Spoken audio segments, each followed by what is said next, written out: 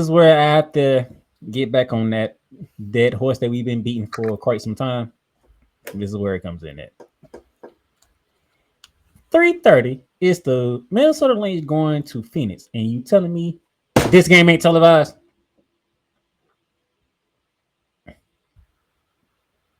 There's no reason that this ain't the night game, yo. No reason. This game is not televised whatsoever. That's ESPN, Ion Television, CBS, Prime Video. Now one of y'all could get this game. This is the game y'all don't want. But of course, we're going to get the Fever game. And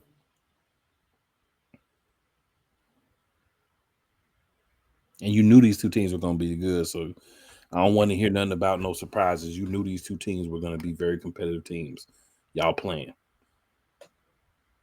Then you'd be complaining about who watch and who don't watch and blase this and blase that. But you're not putting the best product out every week. I get the Golden State Indiana game because it's going to be a good game. I get that. But you need to also understand WNBA. Minnesota and Phoenix playing each other needs to be somewhere. If it's on daggone ESPN 8 to Ocho, it need to be on somewhere people can watch it. Somewhere. Like, you have two of your top half teams going at each other. And again, you knew they were going to be top teams. This is no surprise. You got to do better. Tired of telling y'all to do better, but you got to do better in WNBA. There's no you got all these places that play games. You can't get this game on TV. And then, if you won't rate so goddamn much, 8 p.m. prime time. It's Pace Burgers going against Angel Reese. You should have had the Minnesota Phoenix game on that time on TV because this don't need to be no 8 o'clock game. It shouldn't, but the fact is, you want ratings? Pace Burgers on one side, Angel Reese on the other side. You don't think people want to see that? I'm not saying that people don't want to see it, but there's not a real rivalry between these two ladies. It's not. It's the star power. It's the name. Yeah. I think Minnesota Phoenix would have been a better game to have on because you got star power and you got team success. What I'm saying is, all three of these games should be televised somewhere. But if you're gonna televise two, Minnesota and Phoenix has to be the other one. That's what I'm saying. But Minnesota and Phoenix should definitely be on television. Yeah, that's what I'm saying. Ion Television, CBS, ESPN, NBA TV. Hell, you could have did it after that. You could have did it right after the Golden State and Indiana game. Put that on NBA TV right afterwards.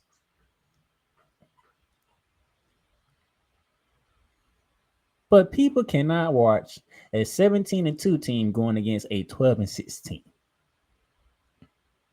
The madness is real.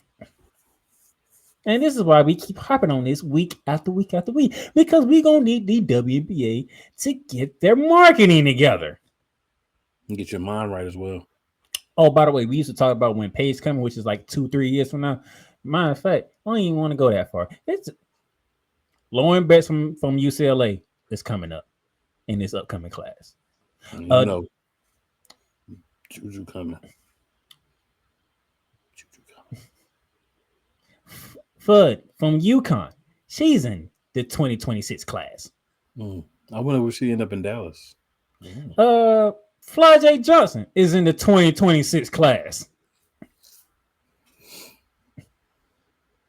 Latasha Smith, who was the leading scorer in the women's college game, she's in the 2026 class. Chloe Pitts from South Carolina, she's a part of the 2026 class. Shorty that's from South Carolina, the Caucasian girl. That's Corey Kitts. That's what it's called. I've been thinking that, but I want to make sure. That's Corey Kitts. I just gave you 5 names that's in a part of the 2026 upcoming class. Old girl that was in Notre Dame that transferred. Olivia Miles, who's part of TCU. She's gonna be in the draft class, and she was the number 2 pick this past year. If she came out, she went back to school. That's a good Hannah draft. Hidalgo has the option to become part of the 2026 class. Honestly, I think Juju would if it wasn't for this injury. WNBA, get your marketing together. Y'all got multiple stars coming in. And I will say one thing a lot of people talk about, oh, you know, WNBA, they don't market people and Caitlin Clark should be a bigger star and blah, blah, blah, blah, blah, blah. I don't necessarily think it has to be Caitlin Clark being a bigger star, being more supported. I think you have to start highlighting multiple people. You can highlight her above everybody if that's what you want to do because that's the marketing person. But you got to start getting these other young ladies and marketing them when they're coming in as well. Paige should be getting more hype. Did we not tell you when the injuries and Kaden Clark cast coming? We sat here and told y'all, WNBA, get away because they finna come in waves. Yes, that was just the beginning. Are you starting to see? They are coming in waves. They better go and get two more teams after these ones that's coming now. Oh, they do. They got. Remember, we talked about it last week. You got Cleveland coming in 20. I know. I'm talking about after them. You better go and get two more.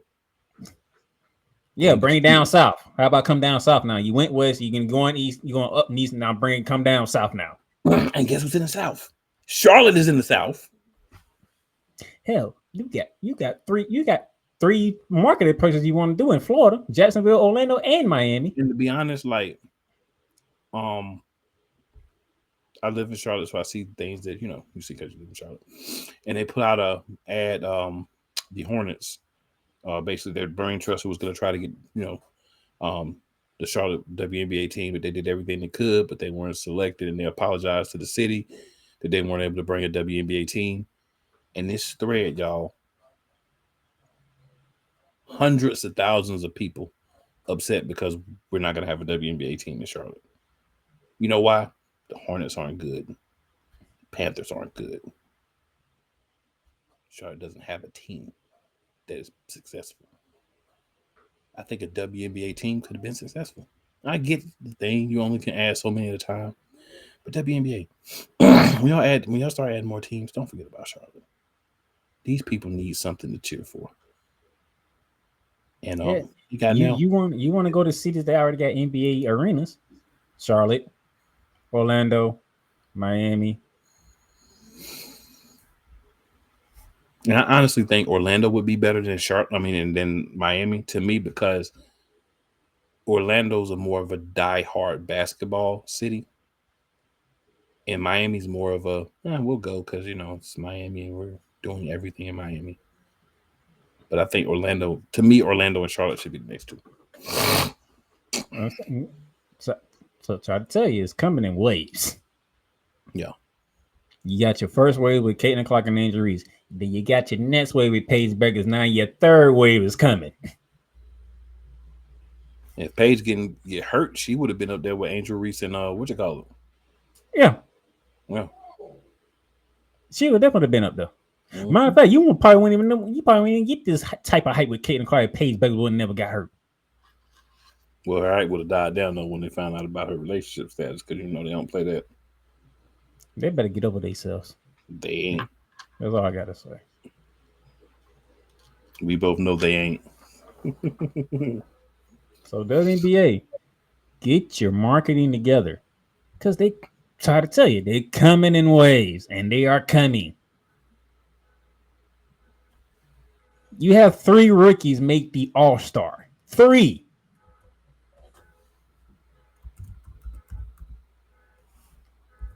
This is not for the end no time soon.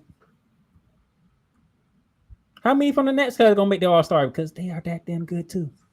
I have to start expanding them All-Stars.